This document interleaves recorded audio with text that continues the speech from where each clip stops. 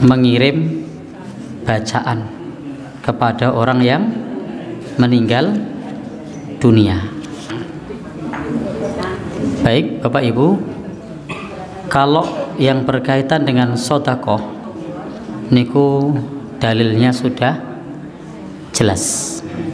Tetapi jika yang dimaksud mengirim bacaan, maka di sini menjadi perkara khilafiyah atau perbedaan pendapat di kalangan para ulama.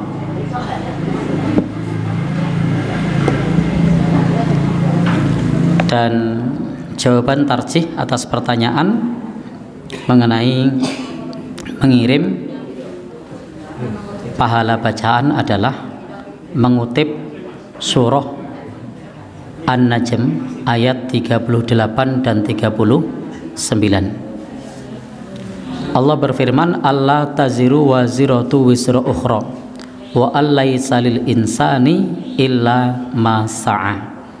Bahwasanya seseorang yang berdosa tidak akan memikul dosa orang lain, bahwasanya seseorang manusia tiada memperoleh selain apa yang telah dia usahakan. Maka dari ayat ini mendapatkan penegasan bahwa seorang yang berdosa adalah akibat dari perbuatan yang dilakukannya sendiri, bahwa kita hanya akan memperoleh pahala atas perbuatan yang kita lakukan, sehingga tidak bisa mengirim pahala bacaan kepada orang lain. Kemungkinan seseorang ikut dibebani oleh perbuatan orang lain hanyalah jika seseorang itu berpartisipasi. Jadi kalau seseorang ikut berpartisipasi terjadinya perbuatan dosa, maka orang itu ikut berdosa. Demikian juga orang bisa mendapatkan pahala jika orang itu berpartisipasi, maka juga bisa ikut mendapatkan pahalanya. Jadi kalau tidak berpartisipasi tidak mendapat pahala atau juga tidak mendapat dosa. Ada orang berbuat dosa, kita berpartisipasi, nah kita ikut kena dosanya. Ada orang berbuat baik, kita ikut berpartisipasi, kita mendapat pahalanya.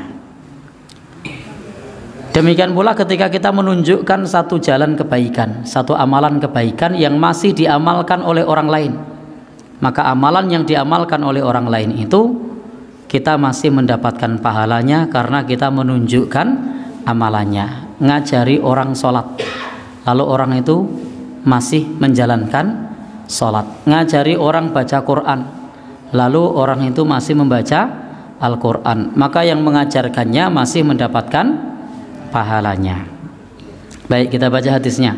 An Abi Hurairah, dari Abu Hurairah radhiyallahu an, semoga Allah meridainya, anna Rasulullah sallallahu alaihi wasallam qala, bahwa Rasulullah sallallahu alaihi wasallam bersabda, man ta'a ila huda kana lahu minal ajri mislu ujuri man tabi'ahu. Barang siapa yang menunjukkan kepada jalan petunjuk, maka dia mendapatkan pahala serupa pahala orang yang mengikutinya. La yanqusu dzalika min ujurihim syai'ah. Yang demikian itu tidak mengurangi pahala orang yang mengamalkannya. Wa man ta'a ila dhalalatin, dan barang siapa yang menyeru kepada kesesatan, kana alaihi minal ismi, maka orang yang menyeru kesesatan itu mendapatkan dosa. Mislu asami man tabi'ahu, serupa dengan dosa orang yang mengikutinya. Baik, dari hadis ini jelas ketika kita mengamalkan kebaikan, menyeru kebaikan, diikuti orang, kita mendapatkan pahala sejumlah orang yang mengikutinya. Demikian pula ketika orang menyeru kepada kesesatan lalu mendapatkan dosa, maka dia juga mendapatkan dosa sejumlah orang yang mengikutinya. La yang kusudalika min athamihim syai'ah. Yang demikian itu tidak mengurangi dosa orang yang mengamalkannya. Hadis Nabi yang lain ini populer, insyaallah kita semua sudah hafal. An Abi Hurairah, dari Abu Hurairah, anna Rasulullah sallallahu alaihi wasallam qala, bahwasanya Rasul sallallahu alaihi wasallam bersabda, insyaallah Bapak Ibu semua sudah hafal hadis ini, idza matal insanu inqata anhu amaluhu illa min salasah. Apabila manusia meninggal dunia, terputus amalnya kecuali 3. Jadi amalnya sudah terputus, hanya 3 yang masih mengalir. Illa min shadaqatin jariyatin, kecuali sedekah jariyah. Jadi kalau orang yang meninggal dulu pernah sedekah jariyah, maka sedekah jariyah itu pahalanya masih mengalir. Aw ilmin yuntafa'u bihi, atau ilmu yang bermanfaat. Orang yang meninggal dulu guru mengajarkan ilmu, ilmunya masih diamalkan, maka pahalanya masih mengalir. Aw waladin sholihin yad'u lahu, atau anak soleh yang mendoakannya. Maka kalau punya anak soleh itu mendoakan, maka ini juga termasuk bagian dari yang tidak terputus. Maka 3 macam amal ini masih mengalir terus pahalanya sampai pun yang beramal telah meninggal dunia, seperti disebutkan dalam hadis tersebut. Maka hakikatnya adalah amal yang dilakukan sendiri yang bersangkutan, bukan amal yang dilakukan oleh orang lain. Kenapa? Sedekah jariyah tadi siapa yang melakukan? Diri sendiri ketika masih hidup. Ilmu yang bermanfaat tadi diri sendiri ketika masih hidup. Anaknya siapa yang ngelahirin? Siapa yang didik? Siapa yang nyekolahin? Ya. Maka anta wa maluka li abika, kamu dan hartamu milik bapakmu, kata Nabi. Baik. Sehingga kalau tadi mengirim pahala dikiaskan dengan sedekah, maka itu 2 hal yang berbeda. Kalau sedekah itu ada dalilnya, bisa diatasnamakan orang yang meninggal dunia. Sementara kalau membacakan Al-Quran atas nama orang yang meninggal dunia, itu tidak ada dalilnya, sehingga tidak perlu beramal membaca Al-Quran atas nama orang yang meninggal, atau membaca Al-Quran dikirimkan pahalanya untuk orang yang meninggal dunia. Tetapi kalau sedekah dalilnya sudah jelas. Kita kutip lagi dalil sedekah biar lebih mantap, sehingga Bapak Ibu bisa kalau mau sedekah atas nama orang yang sudah meninggal. An Aisyata, dari Aisyah radhiyallahu anha, anna rajulan qala li Rasulillah sallallahu alaihi wasallam, bahwa seorang laki-laki berkata kepada Rasulullah sallallahu alaihi wasallam, inna ummi ifturitat, sesungguhnya ibuku mati mendadak. Wa innaha law takallamat tasaddaqat, jika ibuku bisa bicara, ibuku ingin bersedekah. Afatasaddaqu anha, apakah jika aku bersedekah untuknya, ibuku mendapatkan pahalanya?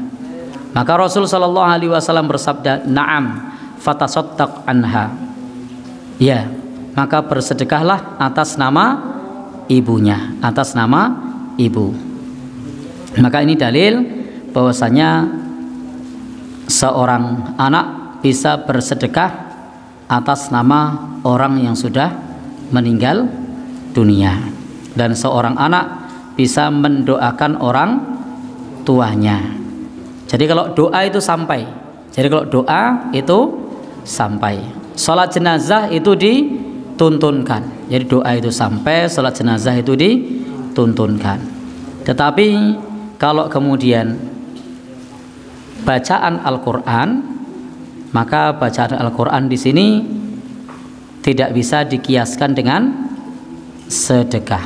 Maka kalau orang tua yang mengajarkan Al-Quran, orang tua yang mendidik anaknya menyekolahkan untuk bisa baca Al-Quran, dengan sendirinya orang tua mendapatkan pahala atas amal soleh anaknya, karena hasil pendidikan dari orang tua. Tapi kalau kemudian kita membaca Al-Quran, pahalanya dikirimkan kepada orang lain, maka ini tidak ada dalilnya. Namun demikian kita memahami di luar kita ada yang berpendapat yang berbeda, sehingga ketika ada orang yang berpendapat berbeda, sikap kita hendaknya tidak perlu marah-marah, tidak perlu ngamuk-ngamuk, tidak perlu membubarkan acaranya. Kenapa? Karena kita diajarkan untuk berlapang dada atas perbedaan. Hanya saja kita tidak mengamalkan, tidak meyakini mengirimkan pahala bacaan. Yang kita dituntunkan adalah mendoakan, termasuk menyolatkan jenazahnya, termasuk bersedekah atas namanya, menziarahi kuburnya, dan seterusnya. Sehingga memperhatikan kepada dalil tadi bahwa tidak ada ajaran khusus tentang menghadiahkan pahala amal kepada orang lain, baik dari Al-Quran maupun dari hadis Nabi maupun dari para sahabat Nabi pun tidak melakukannya. Jadi kata fatwa tarjih, ini fatwa tarjih loh yang saya baca, nanti di guru saya gawe-gawe ini. Nah, ada yang punya nanti bisa beli jilid 9. Jadi kata fatwa tarjih bahwa menghadiahkan pahala amal kepada orang lain baik dari Al-Quran maupun hadis Nabi atau dari sahabat Nabi itu mereka semua tidak melakukan, sehingga tidak perlu menghadiahkan pahala bacaan Al-Quran. Karena paling selamat ketika kita beramal adalah berpegang kepada nas yang ada. Jadi fatwa tarjih menegaskan kembali, nanti bisa dicek betul, bisa dibaca di sini apa kata tarjih. Tarjih mengatakan, bukan saya yang bilang ya, saya hanya mengutip apa kata fatwa tarjih. Oleh karena itu yang paling selamat adalah berpegang saja kepada nas yang ada. Sehingga tentang kias yang ditanyakan oleh penanya dalam kasus ini tidak bisa diberlakukan karena bertentangan dengan nas yang lebih tegas. Kias dalam bidang ibadah seperti ini hanya kias yang dilakukan oleh Nabi Shallallahu Alaihi Wasallam yang bisa diterima. Adapun menganut pendapat dapat sampainya hadiah pahala amal kebajikan kepada orang lain sering berakibat negatif. Orang yang kurang beramal soleh mengharapkan hadiah pahala dari orang lain, sehingga ketika meyakini pendapat hadiah amal itu bisa dikirimkan kepada orang lain, maka berakibat negatif. Anakku okeh, koncoku okeh, sesuk nak aku mati aku dikirimi pahala.